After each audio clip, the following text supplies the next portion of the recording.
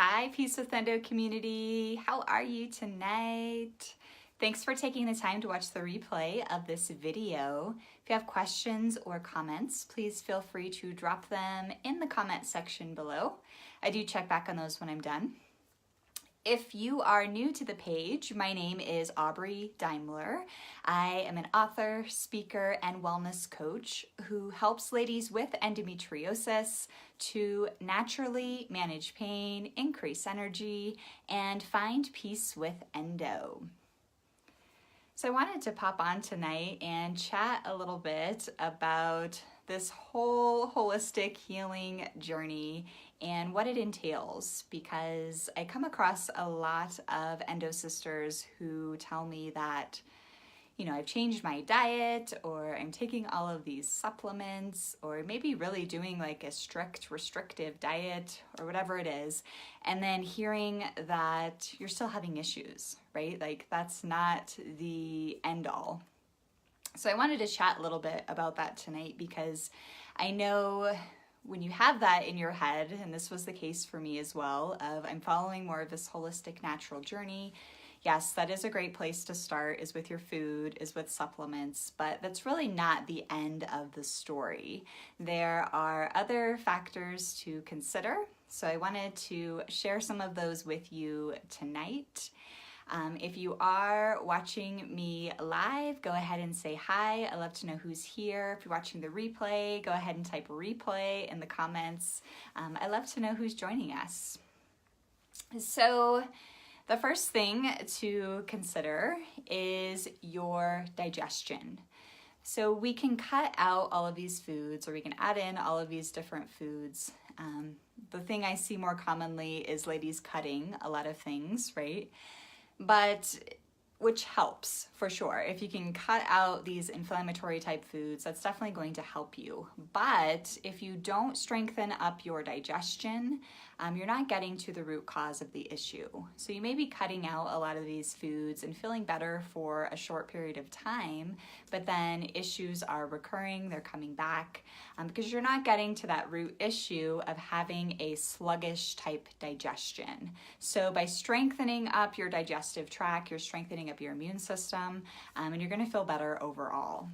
So that's definitely something to consider. Cutting out a lot of foods definitely helps, but it's not getting to that root issue of having a sluggish digestion. So you definitely want to focus on strengthening up your digestion. Second thing to consider is stress, right? Stress is a huge trigger for pain, for issues with your immune system, and it could definitely cause the endo to flare up, right? Is that the case for you? Let me know in the comments below. I know it's definitely the case for me.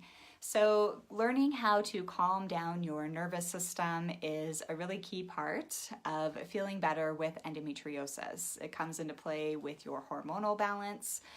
So it's definitely something to consider. Taking a bigger look at your life, at the chronic stressors. So we're always going to have stress in our life. That's just a part of being a human, and we're not able to control everything that happens to us, but you have the choice to change how you respond to things. And you also have the choice to what you're going to tolerate in your life, right? So I encourage you to take a bigger look at what's going on with your job, with your relationships. Are you making time to be creative and making space for joy? Or are there these chronic stressors going on that are going to wear down your immune system and flare things up? So definitely stress is another thing to consider. The third thing to address is sleep, right? Sleep is such a big factor when it comes to healing and restoring your body. And this is something I know for me, if I don't get enough sleep, it throws everything out of whack. I get moody, I get super emotional. It feels like everything's more heightened, if that makes sense, on an emotional type level when I don't get enough sleep. I may not feel that well. So if you're consistently in that pattern of not getting enough sleep or not getting good quality deep sleep, eventually it does start to wear on your body. It starts to wear you out. So that's definitely another thing to consider as well. This is a huge factor. And I know for us up here in the Northern Hemisphere, you know, we're experiencing less light. We're getting darker and darker and about to have daylight savings time. So this is really the time and a great time to focus on improving your sleep. So that's definitely something to consider. I would love to know if sleep impacts you like it does me as well when you don't get enough sleep. If you notice those emotional type things happening, I know those are the days for me where I can just fly off the handle. It's like, whoa, what is going on? So always pause and consider, you know, did I get enough sleep? Is that a factor that's affecting how you're feeling? So that's the third thing. The fourth thing that you definitely want to consider on this holistic healing journey are toxins, are things that you're coming into contact with in your body, things that you're putting on your skin, the food that you're eating, if you're eating a lot of foods that have a lot of pesticides or any type of toxins that are out there in the environment. Heavy metals are another huge one that can impact your healing journey, that wears out your liver and can start to impact things as well. So paying attention to that, there's different tests that you can do to see if you have different heavy metals in your body. I've done one in the past that tests your hair. So you send a little hair sample in and they can give you an idea of the heavy metals that are present in your body. So that's definitely another thing to consider as well. One thing that I've been doing is the medical medium. He has a heavy metal detox smoothie. That's super helpful. That's designed to help move some of that stuff out of your body. So toxins, again, and paying attention to what you put on your skin, your beauty products, what you're putting into your hair, your household cleaners. So anything that you're going to come in contact with your skin or that's in your direct living home environment. I know that it's really hard to avoid toxins out there in the world because unfortunately that's the world that we're living in, but try and do your best in cleaning up your personal home environment and what you're consuming and touching personally on your skin. So that's definitely the fourth thing. And then the fifth and final thing to consider on this holistic healing journey is, again, this role of self-care, of taking care of you. And this is a big box full of lots of things, right? But essentially making time that you're, Maria says, can you put a link onto places to send samples to? I'm in Scotland. Yes, for sure. I have that in an old post somewhere, so I'll drop a link for the hair sample testing in the comments when I'm done. So self-care, you know, making sure that you're taking time for you, time to enjoy what you like to do, making sure you're making space again for rest and restoration. That's including sleep, but also just making space in your day to have solitude for yourself. You're welcome, Maria, and thanks for watching. Thanks for being here. And, you know, having joy. Again, what can you do in your day to stimulate these positive feelings of joy and taking care of you? And a big part of this that I've been working on lately, you know, is setting boundaries, learning how to say no to certain things that aren't going to serve you. Or I know I'm kind of this people pleaser, so overcoming some of those things in the past of always wanting to say yes to everything, not wanting to upset somebody by saying no, but learning to set those boundaries, and especially if you're not feeling well or something comes up and you need to rest and somebody's asking something of you, it's okay to say no. It's okay to let them know that it's not a good time and you're not feeling good or whatever's going on. That's a big part of taking care of you, right? So it's okay to put yourself first and definitely include yourself on your to-do list. making sure that, again, you're creating space for you, creating space for solitude and quiet, and just creating space to stimulate these feelings of joy and creativity and whatever lights you up personally.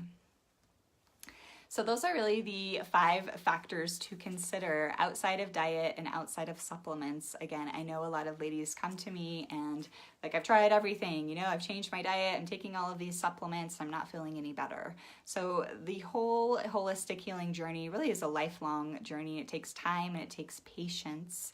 But as you focus on these other things, you can start to feel better. So just to review, the 5 additional factors to consider are going to be your digestion, definitely strengthening up this system, which of course comes into play with food, but there's other things that you can do to strengthen up this system, and that's really getting more to the root cause of why certain foods are bothering you. So strengthening up your digestion, which in turn strengthens up your immune system. Supporting your nervous system, so being aware of these chronic stressors in your life and making moves to change that, and always knowing that you can respond differently to stress and to things that come up. The power is really in your response, right? Third thing is sleep, making sure you're making sleep a priority, getting good quality, deep, restorative sleep. The 4th thing is paying attention to toxins, so what you're putting on your skin, what's in your home environment, what you're consuming personally, paying attention to the foods that have a lot of pesticides, trying to avoid those, eating organic if you can. I know that's not always possible, but at least sticking to the cleaner choices. And again, being aware of heavy metals, that plays a huge role in your body as well. And then the 5th and final thing is self-care. So creating space for you, making sure that you're making time for solitude, stimulating these feelings of joy and love and peace within your day. So that's what I've got for you tonight. I hope that this was helpful. I know this can feel a little bit overwhelming because there's a lot of factors that come into play on this journey. If you do need more help and guidance, that's why I put together my new membership program, which is Peace with Endo Connect, which is open right now. This provides you with small, clear action steps that you can take, not to overwhelm you, but to provide you with some direction and some focus. And then having support and accountability with me and other ladies in the program with live calls, so you can ask questions and get accountability so you stay on track with your goals and progressing through this holistic healing journey. It's really helpful to have a community of women there supporting you who are on the same track. So the doors are open for Peace with Endo Connect up until midnight tonight. So if you're interested, join us. You can join at peacewithendo.com/connect, and I'll drop a link to that in the comments as well. I hope that you decide to join us if this is of interest to you. Hey, Carrie, thanks for watching. And I hope that this overall served you tonight. So Peace with Endo Connect is going to go over these 5 factors. It's built into the program, again, with these clear, small steps, not to overwhelm you, but to provide you with direction to change your habits and to change your life. So the ladies that have been in the program with me over the past few months are seeing great results. They're losing weight, they have less pain, and they're finding this peace with endo, you know, calming things down, and it's exciting to see their progress. So I hope that you decide to join us there as well. Again, I'm closing the doors at midnight, so peacewithendo.com/connect. You can join us there. But thank you so much for taking the time to watch this tonight. I hope that it did serve you. And I'm sending you all so much love. Mwah. Take care of yourself tonight, and we'll chat soon. Bye for now.